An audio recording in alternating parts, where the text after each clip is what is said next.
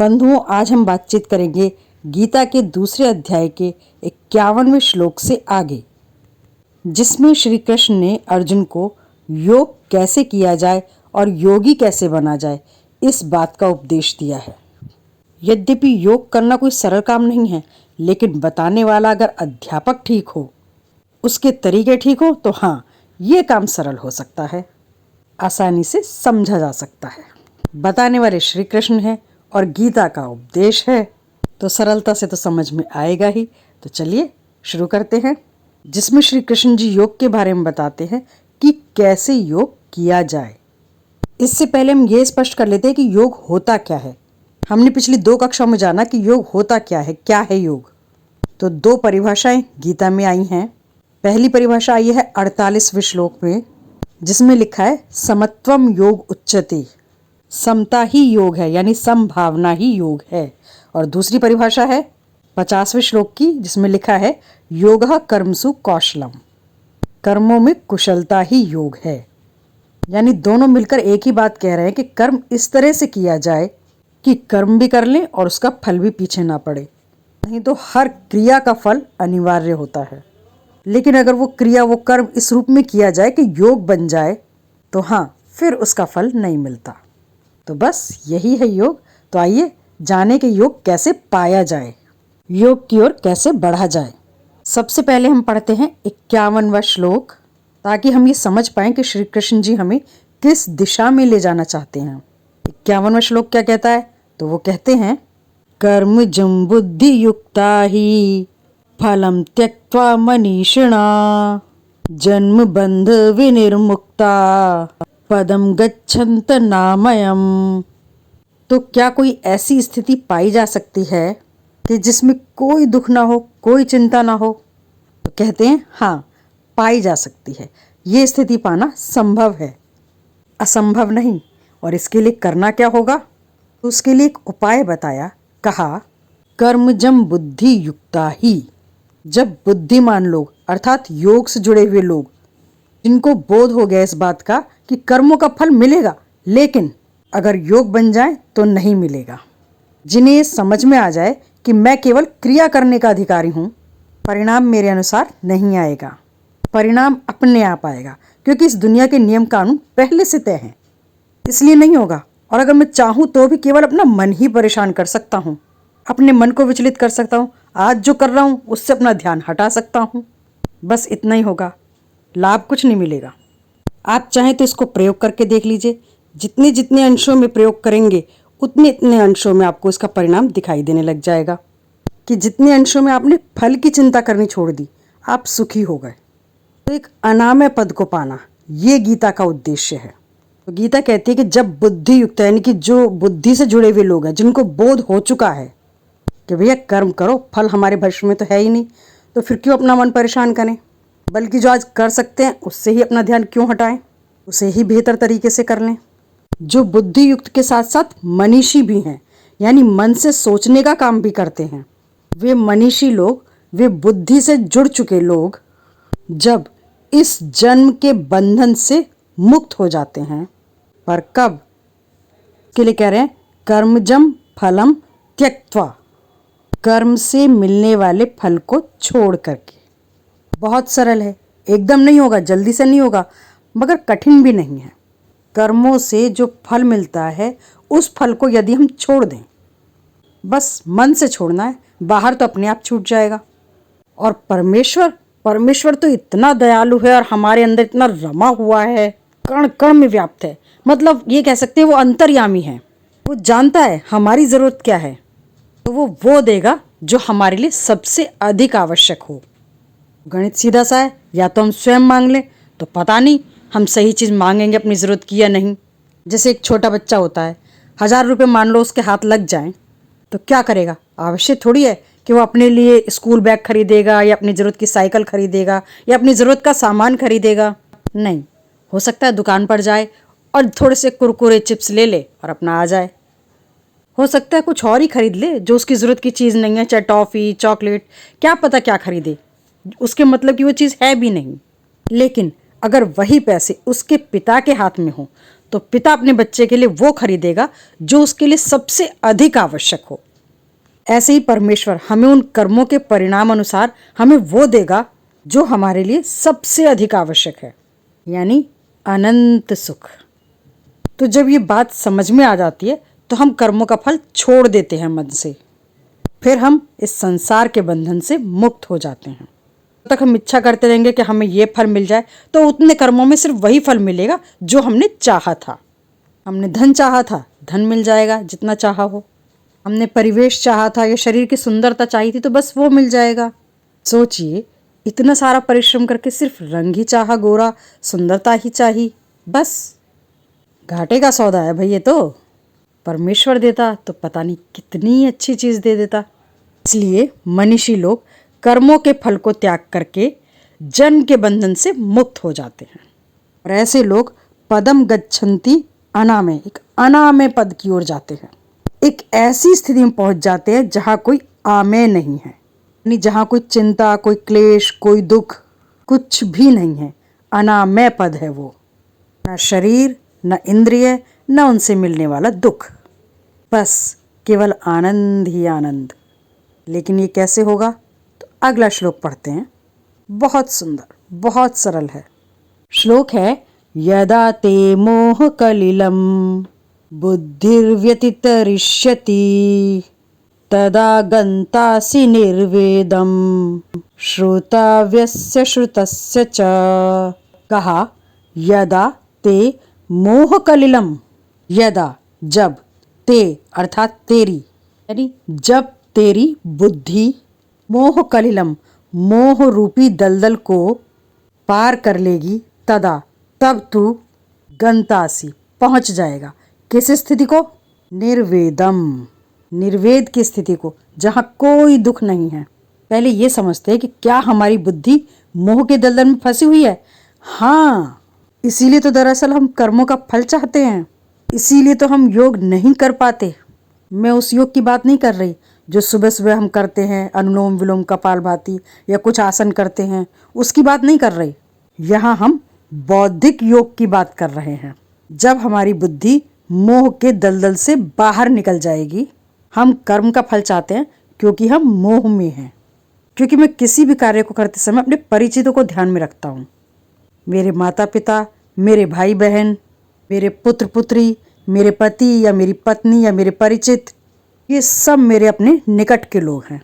ये मेरे अपने हैं, बाकी सब पराये हो जाते हैं। तो हम जब भी कोई कार्य करते हैं तो या तो उसका परिणाम सीधे अपने लिए चाहते हैं, क्योंकि अपने शरीर से भी तो मोह है ना, कि मेरे शरीर के लिए मुझे कुछ मिले। इस मोह को दूर करना क्यों ज़रूरी है, इसके लिए एक उदाहरण देते हैं। मान लीजिए कोई चीज़ मेरे पास किराए की आई है, कुछ दिनों तक मेरे पास रहेगी, फिर वापस करनी पड़ेगी। तो अगर उस वस्तु पे थोड़ी बहुत खरोच आ जाए तो क्या मुझे कष्ट होगा? क्या मुझे दुख होगा? नहीं, क्योंकि मुझे पता है कि किराए की है, वापस करनी है। लेकिन अगर कोई वस्तु मुझे मेरी है ये कहकर दी जाए, या मैं स्वयं लूँ परमानेंट, स्थायी रूप से, उसमें थोड़ी सी भी खरोच आए तो परेशान कर जाती है। बात तो वही है ना, खरोच उस पर भी लगी थी, चला तो मैं ही रही थी, महीने भर बाद वापस करनी थी, पर महीने भर तक तो मेरे ही पास थी ना, पर उसकी खरोच नहीं लग रही थी। अब कोई चीज़ मेरी है, स्थायी है, परमानेंट है, तो उसकी खरोच अंदर तक, भीतर तक छलनी कर जाती है मुझे। तो ये कैसे? तो ये क्या है? ये एक मोह है। मेरा मेरे शरीर से मोह है, मेरा मेरे निकट के लोगों से मोह है। जब भी हम कोई काम करेंगे तो उसका फल जरूर चाहेंगे। मेरे निजी अपने लिए मिले, मेरे माता पिता, भाई बहन या मेरे परिवार जनों के लिए मिले। जो भी उसका परिणाम आए वो मेरे और मेरे अपनों के लिए हो, बाकी दुनिया बाद में आती है। मोह ही मुझसे कर्म का फल दिलवाता है। वो ही अंदर से इच्छा पैदा करता है कि फल चाहो, बिना फल के कोई काम मत करो। और जब मेरी बुद्धि मोह से हट जाएगी तो फल अपने आप हट जाएगा। अब मोह ही नहीं है तो फल किसके लिए चाहें? भाई हम घर बनाना चाहते हैं क्योंकि व्यक्ति विवाह करता है, परिवार बनाता है। जो विवाह ही ना करे, परिवार ही ना हो, तो वो घर भी नहीं बनाता कभी। इस स्थान से उस स्थान, उसका कोई मोह नहीं होता किसी भी घर से। फिर वो घूमता रहता है। सन्यासी का मोह नहीं होता, उसका कोई घर ही नहीं होता। क्यों? क्योंकि घर में रहने वाला परिवार ही नहीं है। उसके लिए पूरी दुनिया परिवार बन चुकी है। जब जब जितने जितने अंशों में मोह होगा, तब तब उतने अंशों में हम अपने कर्मों का फल चाहेंगे। पर ये मोह एक दलदल है, इसको कलिल कहा गया है, मोह कलिलम। ये ऐसा बिल्कुल भी नहीं कह रहे कि तुम आज अभी दुनिया को छोड़ करके एकांत में जाकर के बस जाओ। नहीं, रहना तो इसी दुनिया में रह पड़ेगा, इन्हीं लोगों के बीच में रहना पड़ेगा, लेकिन वो अवस्था ना आ जाए जहां मोह मुझे बेचैन कर दे अंदर से। मैं सही का पक्ष भी ना ले सकूं, न्याय की बात भी ना कर सकूं, उचित और अनुचित ही भूल जाऊं। ऐसा मोह कभी हावी ना हो हम पर। ये उपदेश हम सबके लिए कि जब हमारी बुद्धि से मोह का दलदल हट जाएगा, हम मोह के दलदल को पार कर चुके होंगे, तब तुम चले जाओगे। श्री कृष्ण जी का हम सबके लिए उपदेश है। अर्जुन उस समय सामने बैठे हैं और आज हम सभी उसी स्थिति में हैं। तब हम सब निर्वेद की स्थिति में आ जाएंगे, कोई दुख नहीं, आनंद ही आनंद। दो तरह का दुख होता है हमारे जीवन में, पहला श्रोतव्य और दूसरा श्रुता। श्रुत मतलब अनुभव कर लिया जिन चीज़ों को, जैसे हमने खाना चख रखा है या हमने कोई चीज़ देख रखी है, उससे हमें सुख और दुख दोनों ही मिलते हैं। अगर मिल जाए तो हम सुखी, ना मिले तो हम दुखी। अब इसको ऐसे समझते हैं, मान लीजिए हमारे पास पहले जैसे कीपैड फ़ोन था, तो हम सोचते थे अरे टच स्क्रीन फ़ोन भी होते हैं, या उससे ही पहले चले जाए जब पहले फ़ोन होते ही नहीं थे या सिर्फ लैंडलाइन ही फ़ोन होते थे, या हमें किसी के घर जाके बात करनी पड़ती हो तो हम सोचा करते थे काश हमारे पास ही अपना खुद का फ़ोन हो। वो हमें मिल गया तो उसका क्रेज़ खत्म हो गया, समाप्त। वो मिल जाए तो कोई बात नहीं, ना मिले तो कोई बात नहीं, क्योंकि अब वो देख रखा है। जब तक नहीं है तब तक दूसरे के पास देख देख के काश हमें ही मिल जाता। और अब जैसे ही मोबाइल सबके पास आ गए तो क्रेज़ बिल्कुल ही ख़त्म हो गया। भले ही वो 10,000 के हों, 5,000 के हों, मगर क्रेज़ बिल्कुल ख़त्म हो गया। तो किसी के फ़ोन में से झांक कर नहीं देखता कि कैसे चल रहा है, कैसा फ़ोन है, ऐसा क्रेज़ बिल्कुल भी नहीं है। उससे जुड़ा हुआ हर सुख दुख हट गया। जैसे ही थोड़ा सा और महंगा फ़ोन आया 25-30 हज़ार का, फिर उसका प्रति भी क्रेज़ हट जाएगा। फिर क्रेज़ रहेगा 1 लाख वाले, 2 लाख वाले फ़ोन के प्रति, और जब वो भी मिल जाएगा तो फिर उसका भी क्रेज़ समाप्त हो जाएगा। ये है श्रुता। श्रुता यानी जिनको भोग रखा है ऐसी चीज़ों से मिलने वाला दुख, और जिनको नहीं भोगा है, भोगना बाकी है अभी, श्रोतव्य हैं वो। श्रोतव्य यानी भोगने लायक हैं, जिनके बारे में बहुत सुना है पर कभी भोगा नहीं है।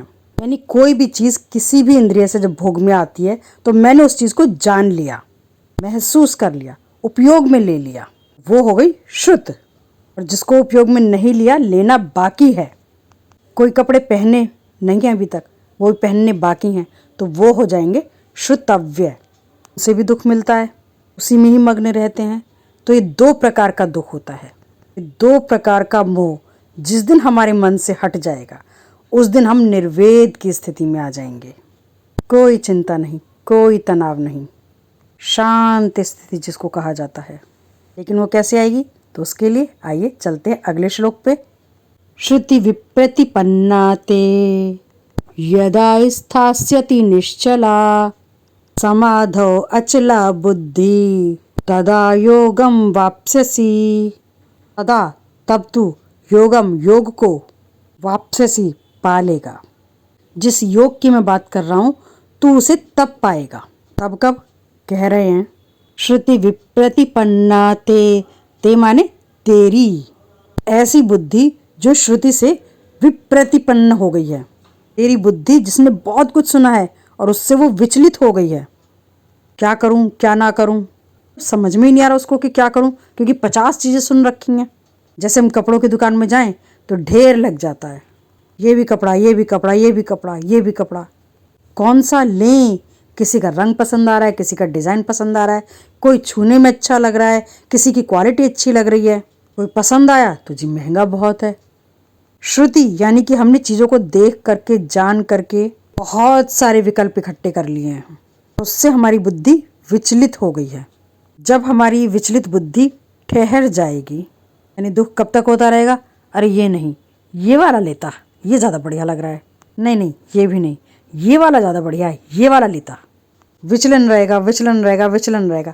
लेकिन जब वो स्थिर हो जाएगी कि नहीं ये सबसे अच्छा है, विकल्प जब हट जाएंगे, मान लीजिए मेरे सामने 12 जोड़ी कपड़े रखे हैं, तब तक विचलन रहेगा और कोई उनमें से 11 जोड़ी कपड़ों को हटा दे और फिर कहे कि बस यही एक जोड़ी आपके लिए बचा है और कुछ है ही नहीं, अब देखिएगा चिंता दुख सब समाप्त हो जाएगा कि नहीं ये वाला ले लेता, और लेने के बाद भी, आने के बाद भी मतलब दिमाग में रहता, अरे नहीं वो वाला ले आता, वो ज़्यादा बढ़िया था, अरे नहीं नहीं नहीं वो ज़्यादा अच्छा था। ये सब बातें समाप्त हो जाती हैं। ये सिर्फ तब तक रहती हैं जब तक हमारे पास विकल्प होते हैं, ऑप्शन होते हैं। विकल्प जिस दिन हट गया उस दिन ये सारी समस्याएं हट जाएंगी। तब हमारी बुद्धि एक निर्णय पर पहुंच जाएगी, निश्चला निश्चल हो जाएगी, चंचल नहीं रहेगी। जब हमारी बुद्धि समाधि में अचल हो जाएगी, समाधि यानी जब तक उसे समाधान नहीं मिलता, यानी जैसे ये ठीक कि ये ठीक, मूल्य इसका अच्छा है, रंग इसका अच्छा है, डिज़ाइन इसका अच्छा है, फिटिंग इसकी अच्छी है, जब तक कोई समाधान नहीं मिल जाता तब तक बुद्धि अचल नहीं होगी। और जैसे ही बुद्धि अचल होगी तो वो योग को पालेगी। बस हो गया योग। यही तो योग है। योग कोई ऐसी चीज़ नहीं है कि हमें मिलेगी ही नहीं या हम उसके लायक ही नहीं है, नहीं। योग बहुत सरल है। समाधान मिल जाना ही, एक निर्णय पर पहुंच जाना ही योग है। फिर आए क्या कहते हैं कि भाई किन्नों की बुद्धि स्थिर होती है, उनकी कोई पहचान है? हमें तो यही लगता है कि बुद्धि स्थिर है। तो अर्जुन एक प्रश्न पूछते हैं श्री कृष्ण जी से। वो पूछते हैं, स्थित प्रज्ञस्य का भाषा समाधिस्थस्य केशवा स्थितधि किम प्रभाषेता किमासीत व्रजेत किम। वो कहते हैं, केशव, स्थित प्रज्ञस्य का भाषा, का परिभाषा, यहाँ भाषा शब्द लिखा है, परिभाषा क्या डेफिनेशन है, क्या परिभाषा है, क्या पहचान है किसकी? जिसकी बुद्धि स्थिर हो गई हो उसकी कोई पहचान है? वो तो मैं देख लूँ, अभी नहीं तो युद्ध के बाद देख लूँगा। कोई तो पहचान होती होगी, या मैं स्वयं को देख के पहचान लूँ कि मैं स्थित प्रज्ञ हो भी गया हूँ कि नहीं। स्थित प्रज्ञ मतलब बुद्धि में जिसके विचलन नहीं है, स्थिर हो गई है। ऐसे व्यक्ति की क्या पहचान है कि अगर मैं ऐसा बन जाऊँ तो मैं जान जाऊँ कि मैं ऐसा बन चुका हूँ, मुझे योग आ गया है। केशव, समाधि में स्थित व्यक्ति की परिभाषा बताओ। निश्चय पर पहुंचा हुआ व्यक्ति, योग में पहुंचा हुआ व्यक्ति, किम प्रभाषेत, कैसे बोलता है वो? उसकी वाणी से पता चल सकता है क्या? ऐसे वो बात करता हो तो मैं ही पता लगा लूँ कि मैं भी योगी बना हूँ कि नहीं।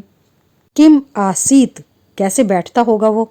और व्रजेत किम, कैसे चलता होगा वो? का चलना, व्रजेत, कैसे वो चलता होगा? किम आसीत, कैसे बैठता है? किम प्रभाषेत, कैसे बोलता है? उसका बोलना, उठना, चलना, बैठना कैसा होता है बताइए, मैं भी पता लगाऊंगा। हो सकता है मुझे आज नहीं तो कल धीरे धीरे वो स्थिति आ जाए तो मैं भी पता लगा लूँ। पता तो चलना चाहिए। तो श्री कृष्ण इसका उत्तर देते हैं, ये हम भी पता लगा सकते हैं कि हम में से जो लोग हैं समाज में ही जी रहे हैं वो कितने कितने स्थित प्रज्ञ हो रहे हैं, कितनी कितनी हम में अभी योग बुद्धि यानी बाकी है। ये हमें स्वयं को पहचानना है और पहचान सारी गीता में लिखी हुई है। तो इन पहचानों को हम अगली वीडियो में जानेंगे और तब तक के लिए धन्यवाद।